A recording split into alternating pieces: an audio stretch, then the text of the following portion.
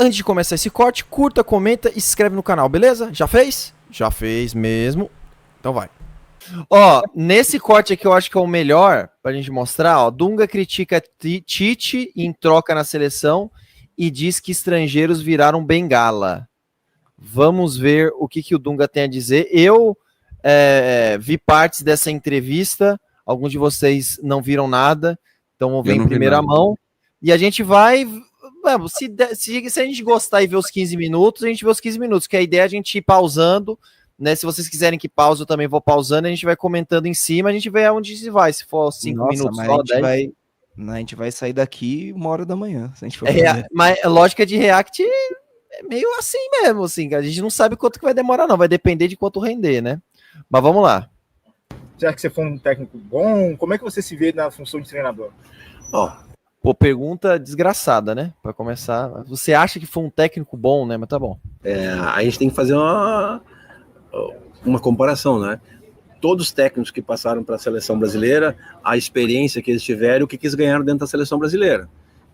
Eu, como a minha primeira oportunidade como treinador, ganhar a Copa América, a Copa das Confederações, classificar com 3 rodadas antecipadas, ganhar da Argentina depois de 30 anos na eliminatória, do Uruguai, ganhar 3, 4 vezes da Argentina de 3-0, medalha de bronze nas Olimpíadas, que talvez seja o melhor trabalho meu na seleção, que não é reconhecido. Mas vai dizer, mas medalha de bronze, como é que tem que ser reconhecido? Não. É porque a gente fez um time em 15 dias. E dos 15 dias, na véspera dos jogos, tiraram os jogadores acima de 23 anos da seleção brasileira. Na véspera dos jogos, os caras batiam 4 horas da manhã no nosso quarto e falavam, se jogar com a camisa de tal marca, vocês vão ser eliminados. E nós tínhamos que tomar decisão. Não tinha ninguém lá. Então, pode ver quantas dificuldades a gente passou para conseguir chegar nessa medalha. Rapaz, vocês sabiam disso? Não. Jogar com camisa, alguém batia 4 da manhã e se jogasse com camisas de tal marca, isso daí é o quê? É o contexto da Olimpíada de 2012 em Londres. Eu acho que, só contextualizando, acho que era a camisa da Nike. O Brasil não jogou com a camisa da Nike porque tinha um patrocínio fechado para toda a delegação olímpica brasileira, incluindo a seleção de futebol. Mas, agora o Thiago jogou, só tirou o logo da CBF. Sim. Mas eu acho que é isso mesmo. Eu acho que não era da Nike a camisa, não. Eu acho que era sim. A gente tá falando o quê? Da Olimpíada de Londres, não é? Não, 2008 Dunga pegou a Olimpíada. 2008. É verdade, 2008, Pequim.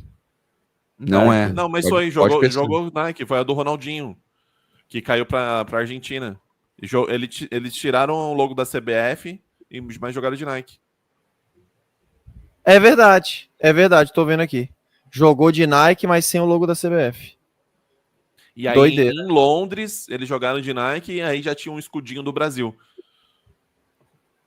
E aí? Bons argumentos do Dunga aqui, né? Bastidores que a gente não... Minúcias que a gente não imagina, né? Quantos treinadores passaram com experiência, com... Oi?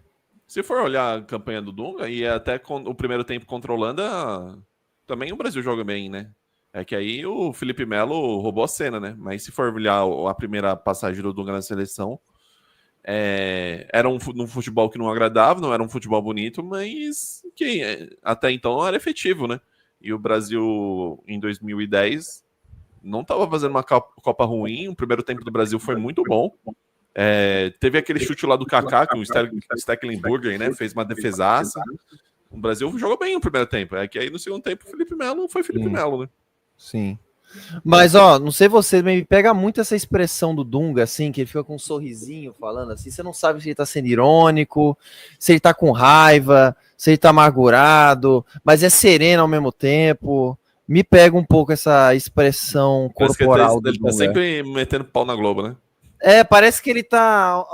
Parece que ele tá com raiva, mas ele tá de boa ao mesmo tempo. Eu acho que é o jeito dele mesmo. Não sei. Cara, eu acho que assim, ó, de Dunga, se a gente quiser passar uma régua de Dunga, isso é um documentário no Globoplay, cara, sobre o Dunga. Sim, pode ficar até como divulgou, ele vai divulgar nessa entrevista, ele divulgou o documentário, inclusive. Eu mandei no chat ali o print da seleção de 2008, tá? Tem bons nomes, tá? Bons nomes. Depois, se Sim. quiser botar na tela, bem legal. Não, vamos colocar. Se Grande o... chance dessa entrevista ter sido feita só para dar uma divulgada no documentário, inclusive. Não, sim, isso aí é. Com tanto nome, com tanta publicidade na seleção, se ganharam isso. Mas aí também você, talvez, ter sido colocado 2 vezes, sem essa experiência toda, e na primeira parte sem conseguir tudo que você conseguiu, de títulos e tal, mas aí quando você volta para a seleção, você também meio que volta, não sei se de uma forma meio, não sei se assodada, desesperada, ou como se fosse a solução pós 7-1, né, no momento daquele momento de CBF. Isso também talvez tenha te prejudicado? O timing de voltar para a seleção, o timing de ser escolhido para a seleção? Seleção é resultado. Esquece, os caras podem falar, os apaixonados. Eu fui sair da seleção porque perdemos pro Peru, um gol roubado de mão. Ficou 10 minutos parado o jogo, sem VAR, sem nada, não tinha VAR. Porque ficou 10 minutos parado, então isso é uma decisão do árbitro, gol de mão. Então é muito relativo.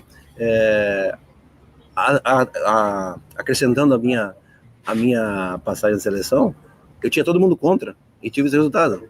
Teve treinador que tinha tudo a favor e não ganhou o que eu ganhei. Todo mundo contra o que você disse? A imprensa não queria, era toda uma série de muitos fazendo campanha para entrar na seleção brasileira, né, no meu lugar, é a minha hora, é a minha oportunidade, é a minha chance, eu estudei. Muitos é o Tite. Eu fiz, eu conheci, botou a mãe, botou o pai, botou o tio, botou todo mundo. E todo mundo a favor, teve o dobro numa sequência. A sequência minha em 2010 era para ter sequência. Por quê? Perdemos, como acontece no futebol, um detalhe, mas o time jogava. A forma como o time jogou a Copa das Confederações, estava jogando a Copa do Mundo, Não, mas tinha repertório. Ó, e aí, o argumento do Dunga. Não, ele foi bem no ciclo de 2010 e não teve sequência. O Tite perdeu a Copa e teve sequência. E aí? Não, mas aí cada um olha para onde dá luz para o que fez de melhor e esquece tudo que fez de ruim, né? Também os jogadores que ele levaram para a Copa, pô, levou o Doni, levou o Gilberto, Grafite, levou um monte de gente Nilmar. aí. Pelo amor de Deus, se esse cara tem mais um ciclo... Não, mas é que tá, né? Eu acho que a gente não tem como reescrever história e voltar no tempo, né? Eu acho que ninguém tem essa... Acho não, né? Até onde eu sei, ninguém tem capacidade para fazer isso. O grande erro do Dunga... O Adam Sandler tem, hein? Tem um filme o Adam Sandler. Eu adoro esse filme. É muito bom. É muito bom. O grande erro do Dunga, na minha opinião, em 2010, foi ter fechado o grupo muito cedo. Ele pegou e ganhou a Copa das Confederações e ganhou a Copa América, fechou o grupo e se fechou para tudo que chegou de externo, de novidade naquele último ano antes da Copa ali, de 2009 até 2010. Ganso, né? Aí nisso teve Neymar e Ganso, nisso teve uma série de jogadores que poderiam ter oportunidade. Acho que teve algum goleiro ali que surgiu, que poderia estar melhor que o Doni. O Doni, claramente, por exemplo, ele levou por gratidão, né? Porque o Doni ganhou uma disputa de pênaltis para ele lá na Copa América. No Liverpool, alguma coisa assim, né? Mas assim, não quer dizer que ele não pudesse aprender com o ciclo de 2010 e não repetir os erros em 2014. Isso, tipo, a gente não tem como saber isso. Não foi dada essa oportunidade a ele. O Tite, na minha opinião, ele cometeu os mesmos erros na Copa de 18 e 22. Tipo, os mesmos erros que ele cometeu em 18, ele cometeu em 22. Que é tipo demorar para mexer no time, se abraçar nos mesmos caras, muita dependência do Neymar, tudo isso ele... Jogadores do Corinthians, né, que ele convocou, Fagner, Cássio. Então, assim, o Tite, ele não aprendeu com os erros dele. O Dunga a gente não sabe, porque ele não teve essa oportunidade. Inclusive, a seleção do Dunga na segunda passagem dele era muito diferente, assim, da primeira passagem. E para bom e para ruim. Era diferente nos resultados, os resultados não eram tão bons quanto na primeira, mas o time já era outro, assim, já tinha muito jogador, os jogadores de hype mesmo, jogador de Premier League, jogador que estava no campeonato francês, campeonato espanhol, era outra pegada. E eu acho que tem um componente aí também. O Dunga falou a questão que o resultado é o que manda, né? E eu até concordo com ele que é o principal fator, mas sinceramente, dar uma oportunidade para o Tite a mais para ciclo de 2022 e não dar para o Dunga também E aí vai muito daquela discussão que a gente fez aqui da CBF, que é o quê? O que importa não é a imagem que você passa. Então, assim, o Dunga, ele, de fato, por conta da personalidade dele, ser um cara um pouco assim mais sério, mais, né, midiaticamente não ter dado, né, teve aquela treta com a Globo. Então, para além do resultado, eu acho que ainda tem uma questão assim, o Tite sempre foi chapa branca. O Tite sempre foi um cara amiguinho da Encantador de imprensa, serpentes, como diria o Lugano. encantador de serpente, amiguinho de todo mundo. Amiguinho, o Tite é a cara de quem é amiguinho do Luciano Huck. É o falso terceira via. Cara, aí fica ele falando bonito, com palavras difíceis. O Tite, velho, o Tite era crítico da CBF, é bem isso aí que o Dunga falou. Ele ia para os programas de TV falar, é minha vez, eu estudei, eu mereço, CBF isso, CBF aquilo. No dia que ele chegou para se apresentar na CBF, ele deu um beijo no rosto do Marco Polo Del Nero. Não, o Tite se manteve porque ele exatamente foi esse politicão aí. Ele falou, pô, CBF sim senhora, toma aí. Se manteve tanto tempo. É isso. Cara, assim, a única fala que me preocupa até agora, que é de sempre, né? Ele falou, pô, seleção brasileira é resultado. E aí não tem projeto, né?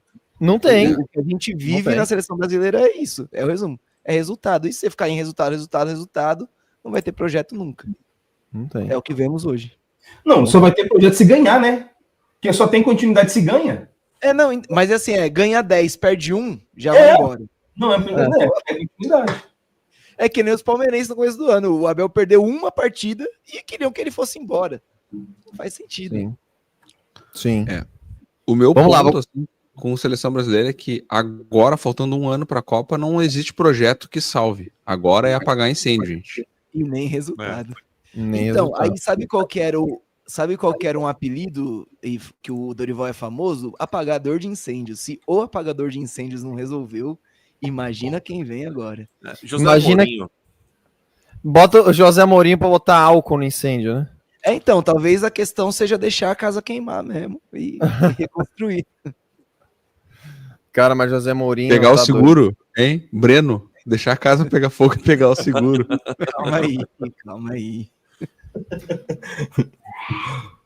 E aí a mesma coisa aconteceu com o Parreira no negócio. É um time retranqueiro, né? Pega quantos gols nós fazíamos e quando nós tomamos. Aí é número. As pessoas gostam tanto de número, mas eles não estudam quando vão criticar. Não tem um estabilizador de doer, hein? Copa das Confederações tinha um artilheiro. Então, voltamos. Por mais resultado. Ganhou, tu fica, tu passa por mão. Perdeu, tu tá ruim. Então, mas só voltando, você fala coisas muito interessantes em relação a isso aí, porque da sua continuidade primeiro, de 2010, você acha então que você poderia, ou talvez mereceria, ter ganhado um ciclo a mais à frente da seleção? Pelos resultados que tinha feito, não é que o Brasil jogou mal a Copa do Mundo, o Brasil jogou bem, tá? Só que a cobrança pelo resultado é absurda. Você vê a forma como o Brasil ganhou a Copa das Confederações, como jogava a Copa do Mundo, a eliminatória como fez em 2010, não é por 45 minutos que tu vai esquecer 8 anos. E por que então que você acha que não te deram esse segundo ciclo? Porque o futebol é resultado. Porque o futebol é resultado, que é mais fácil no futebol cortar uma cabeça, resolve os problemas, o que todo mundo queria. O que todo mundo queria ver? Queria ver sangue, queria ver guarda-cabeça, tinha que ter um responsável. Tira o responsável, continuamos. Mudou o quê? Mas aí, quando vem para a Copa de 18 para 22, o Tite consegue essa chance. Por que você acha que ele conseguiu e você não conseguiu, por exemplo? Isso de novo, esse entrevistador aí também, ele gosta. É só coisa da imprensa, CBF, a mentalidade de futebol? Não, acho que foi a imprensa. Ele tinha total apoio, 100% da imprensa. 100% da imprensa. 100% com ele. Como todo. E aí vem aquela questão, né? Dá uma pausadinha, Ayrton. Sim. Vocês Como acham todo que cargo com essa político no Brasil é entrevista... forjado na imprensa. Tá. Vocês acham que com essa entrevista o Dunga tá tentando cavar uma vaga para a Copa do Mundo na seleção? Acho que não. Olha, tem bastante gente tentando cavar, né, em vários cargos. Eu acho que pode ser. Eu gosto bastante do Dunga, assim, e acho que ele poderia ser um apagador de incêndio, mas do jeito que ele tá falando, assim, nas entrelinhas, parece assim, ó, por que o cara teve uma segunda chance e eu não posso ter? Essa é a interpretação que eu tô tendo do que ele tá falando. Ele já teve a segunda chance, né? Seria a Não, terceira. ele não teve. Não teve. Calma. Na visão da CBF foi uma segunda chance, né? Na visão de quem viu dele, não. É que, tipo assim, na lei fria, sim, foi uma segunda chance. Mas, tipo assim, a segunda chance é a Copa do Mundo, gente. Cara, dirigir a seleção é amistoso e coisa não. Eu acho, eu senti a entrevista com outro olhar, assim, eu acho que é mais um tom mesmo dele falar a opinião dele, assim, eu não acho que existe uma pretensão por trás, não, até porque depois ele vai falar do negócio do documentário, eu acho que ele sabe que nesse momento não teria a menor chance de assumir, porque o hype hoje, né, o que tá mandando, e aí ele vai falar do negócio do técnico estrangeiro daqui a pouco, né, que ele vai falar, que, enfim, não vou dar spoiler aqui. Posso continuar? Bora. Porque a gente está conversando aqui antes. Estudar. Tu não estuda só na faculdade.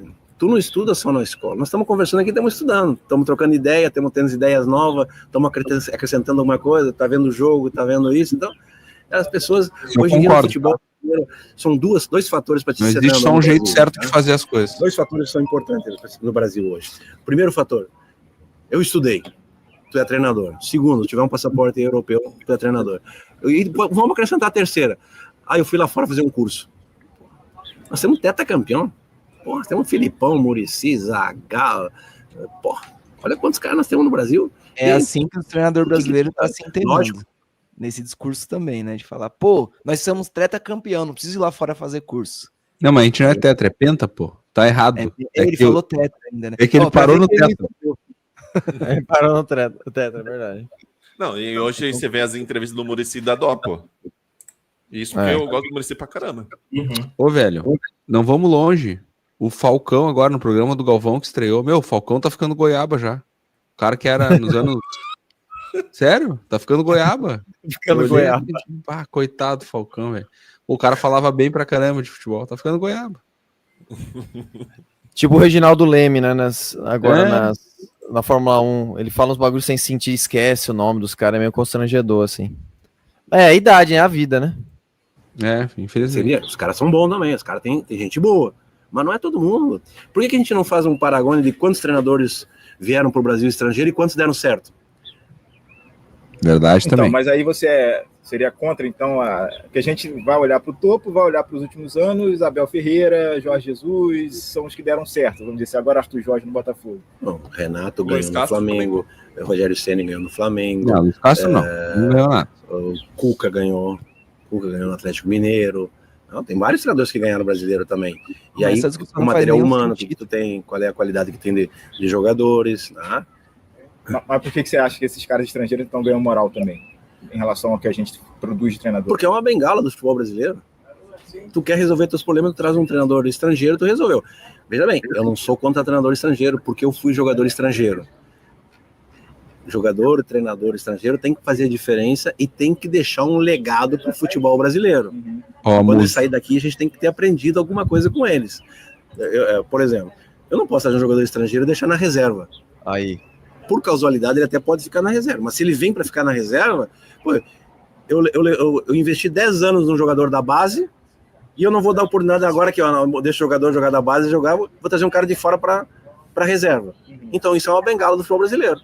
Se tu é o cara para jogar, que vai fazer diferença, que vai ser o melhor do time, perfeito, porque os jovens vão estar vendo esse jogador, como o D'Alessandro no Inter, os jovens se inspiram, competitividade, profissionalismo, como jogar, vamos fazer o Lugano no São Paulo, os zagueiros se inspiravam, força física, posicionamento. Agora traz um jogador que vai acrescentar o quê? E a sua crítica, então, é essa contratação, vamos dizer assim, meio que a esmo de alguns treinadores, treinador demais, vamos dizer assim. Estrangeiro. Só ver os resultados. Se trouxer e der resultado, perfeito. Trouxer novidade, trouxer conhecimento, trouxer bem. Agora, eu fico incomodado assim que o treinador brasileiro... Se for assim, só um treinador é bom por ano, né? Porque só um time ganha. Não faz muito sentido, né? Só um treinador é bom. Então... mais ou menos, né? Tem 3 campeonatos aí 4... Tipo, cara, qualquer campeonato que ganhar, tudo bem. Mas, enfim... É que o que tem acontecido bastante é os mesmos times ganharem mais de um campeonato. Aí sim, nesse caso, só um treinador seria bom. Mas assim... Ele falou algumas coisas que eu acho que essa parte que ele fala dos jogadores, porque ele estava no treinador, aí mudou para o jogador, né? Do nada mudou para o jogador. E aí essa parte eu até concordo com ele, assim, esse lance de tipo, da bengala no sentido que as coisas estão erradas aqui... Aí, porque parece que não é um negócio tipo assim, eu estudei, o clube estudou e viu que esse cara de Portugal tem as ideias para não sei o quê, e aí eu quero implementar essas ideias no meu clube, porque isso daí eu acho que vai dar um negócio, um resultado a longo prazo. Parece que o pensamento não é esse, né? Parece que é tipo assim, nunca trouxe um treinador estrangeiro, vamos testar um aí para ver no que dá, aí bota, aí ganha. Nossa, aí todo mundo vê, ganhou, então vamos contratar um monte. Eu acho que essa é a crítica. Com o sapinho. Eu acho que o que ele tá chamando de bengala aí é isso. Eu já falei para vocês, né? Eu já falei para vocês. A próxima onda de treinadores do futebol brasileiro é dos ex-jogadores que fizeram carreira na Europa e se aposentaram no seu time. É só o Felipe Luiz ganhar alguma coisa. Uhum. Vai virar o modismo. Eu acho que esse lance da bengala do modismo que ele traz, eu acho que, né, claro que no meio disso tudo eu não concordo com algumas coisas, que tem um certo grau de amargura na palavra dele, quando ele começa a citar os treinadores brasileiros, né, não é só o treinador estrangeiro que ganha. Eu acho que sim, eu acho que o futebol brasileiro tem muito a aprender, porque ficou muito para trás em vários sentidos. Eu não concordo com essa ideia de que, sabe, não né, do negócio da educação formal, mas eu acho que muitas vezes sim, nessas contratações de técnicos, é usado de bengala sim, nesse sentido eu concordo. Vamos traçar uma linha. Desde a vinda do Jesus aí, que foi onde abriu as porteiras. O Flamengo já ganhou com o Jesus, o Flamengo já perdeu com um treinador estrangeiro, o Flamengo ganhou com o Dorival, o Flamengo ganhou com o Rogério Ceni. Aí pega o lado do Palmeiras, ganhou com o Felipão no Campeonato Brasileiro, e aí depois veio a era Abel. Teve Cuca também, ganhou, né? O Vitor Cuca também ganhou um Fernando Diniz. Não, o Diniz e o Fluminense é um caso específico. É um cara que tinha um conceito, uma ideia lá e conseguiu implementar em determinado momento lá, num ambiente propício, né? Numa tempestade perfeita, que nem o pessoal fala. Mas assim, se o Ener Valencia tivesse feito o gol, o Diniz teria... Eu nem gosto de falar sobre isso, cara, que eu não superei isso ainda, mas não quero falar, não é sobre isso que eu quero falar.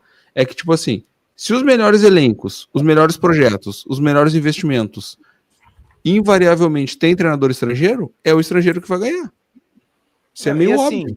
Foi Voda no Botafogo, o próprio Cudê teve alguns bons Fortaleza. trabalhos. Oi? Fortaleza. Mas assim como tem o exemplo do Cudê, tem o exemplo do Roger. Tipo, assim como tem o exemplo do Cudê, tem o exemplo do Roger. Eu acho que o Vojvoda é o único ponto que dá para dizer que é um ponto fora da curva. Porque é uma coisa, tipo assim, é um argentino trabalhando no Ceará, é uma coisa, tipo, muito, muito, muito aleatória. Tipo, não é um argentino trabalhando no Rio Grande do Sul, que é uma coisa que é muito próxima, entendeu? Eu acho que ele é o ponto fora da curva. Tipo, tu tem...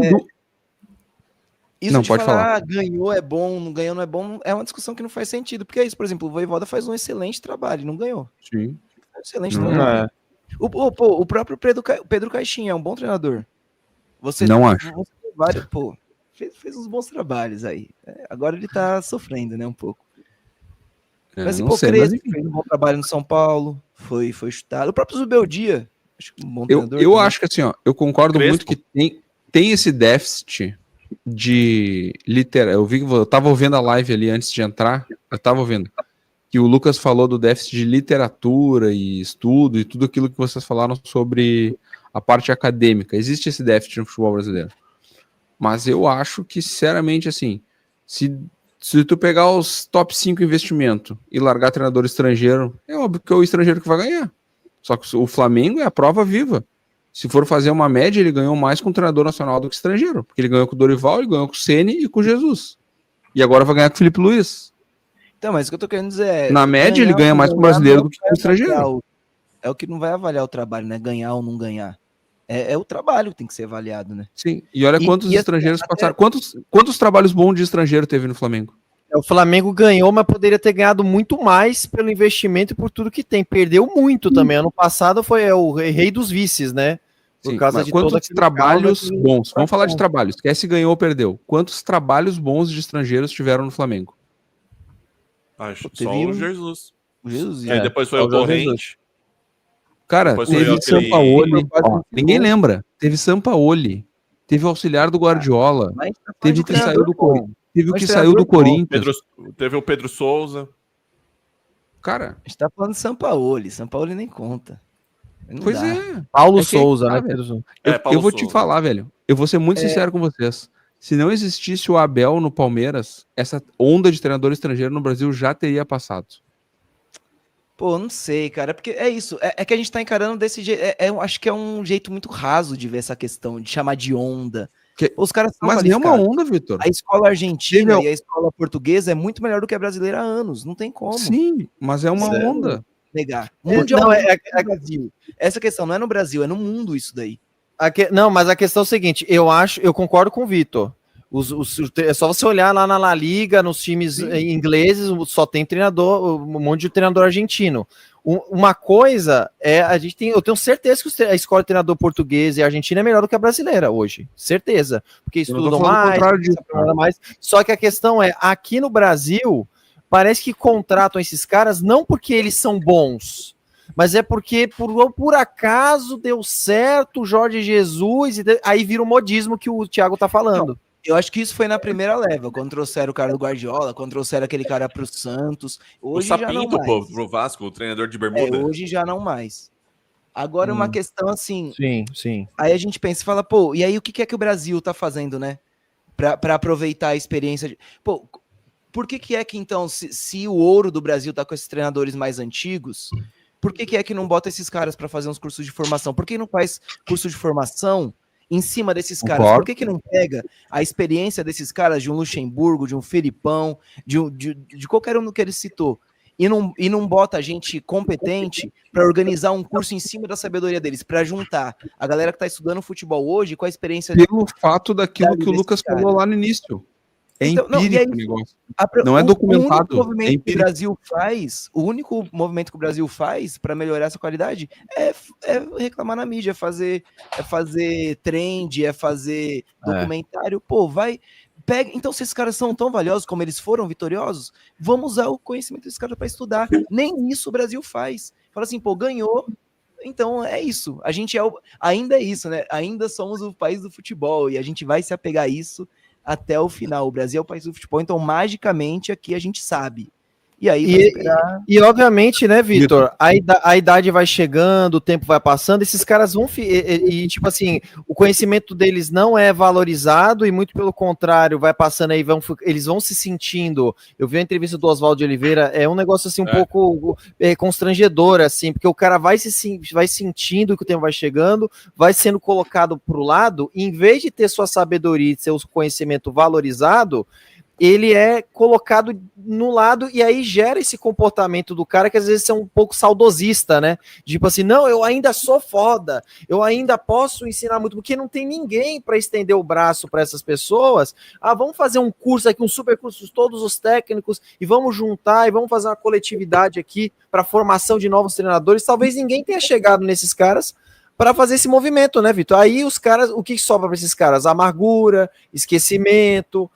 Aí fica com essas frases feitas, a mídia se aproveita, vai entrevistar esses caras para os caras soltar amargura para gerar clique, né? Aí vem o Luxemburgo e fala, na minha época era melhor, aí vem o Filipão e fala, na minha época era melhor, porque o meu presta, o do outro não presta, porque isso gera entretenimento, né? E a gente não valoriza o que é mais importante, que é a história dessas pessoas, desses caras. Né? Fica tudo para trás e fica só, olha a harmonização facial do Oswaldo de Oliveira. Bizarro. Né? Aí vira isso, entendeu? É uma merda, cara. É uma merda. Pô, cara, sinceramente, eu acho que a gente nem precisa continuar com toda a entrevista do Dunga, porque eu acho que a gente já debateu o tema, o cerne da entrevista. Eu acho que é. Entendeu? Mas é isso, eu acho que o Vitor ainda vai se surpreender bastante ainda com a capacidade dos dirigentes brasileiros o dia que o Abel for embora do Palmeiras. Só isso que eu posso te dizer, Vitor. Cara, eu temo. Ele só não foi por causa da Leila, pô. Eu temo muito pelo que vai ser do Palmeiras depois que o Abel sair, porque, assim. Olhando a criatividade dos dirigentes brasileiros, eu também temeria por isso.